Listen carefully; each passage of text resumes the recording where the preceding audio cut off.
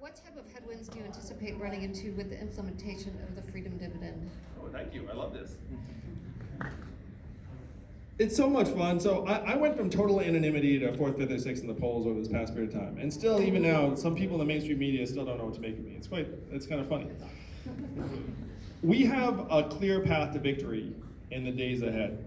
But I want you to imagine what a Yang victory looks like. Where people around the country are like, oh my gosh, he just won New Hampshire? No way. And then can you imagine those headlines? There'd be like this national freak out. It'd be like Andrew Yang won New Hampshire. And then they'll be like, well, surely he won't win Nevada too. And then we win Nevada, and then people are like, oh my gosh. And then the folks in South Carolina are like, wait, we can choose that?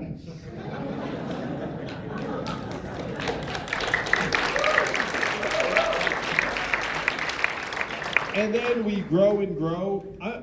I'm, by the numbers, one of the strongest candidates to take on Donald Trump because I'm peeling off many people who voted for Donald Trump, including, I'm sure, some people here in this room. So let's imagine Inauguration Day 2021. Democrats will be like, wow, we beat Trump. We took a bet, maybe sort of unwillingly, but we took a bet on Andrew Yang and it worked and we won. And then Republicans and conservatives will be like, wow, like Yang won. Yang doesn't seem terribly ideological. He seems very solutions oriented. He appoints people within his administration that reflect different backgrounds and political ideologies. And then I show up day one and I'm like, hey, we all know why I won. The freedom dividend. Americans love the freedom dividend. And the Democrats and progressives will be like, yeah, let's pass a dividend because it'll make children and families stronger and healthier and love the dividend. But here's the kicker. Republicans and conservatives would look up at it and say, wait a minute, do I hate the dividend? Alaska, the state that's had a dividend for almost 40 years, is a deep red conservative state, and it was passed by a Republican governor.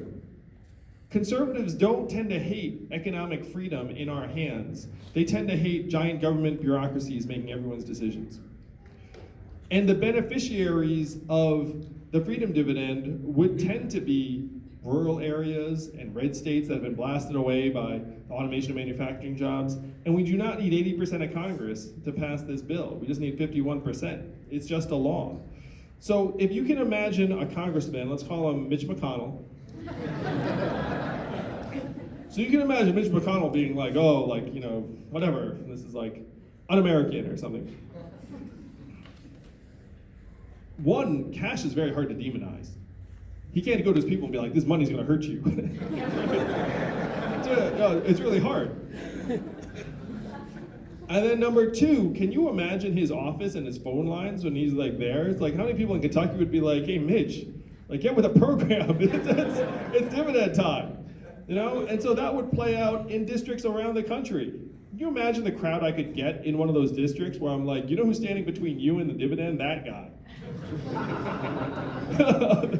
There'd be a lot of people in every district that would be like, get with the program. One of the reasons why my campaign is gaining such strength is that we're all tired of the gridlock and polarization out of DC. And it's going to take someone like me to shake that up. Because folks on both sides of the aisle sense that I will work with anyone. I like good ideas no matter where they come from, as long as I think that they move us forward and solve the problem. So if there's any vision of us being able to enact a real solution like this, it is me winning in 2021.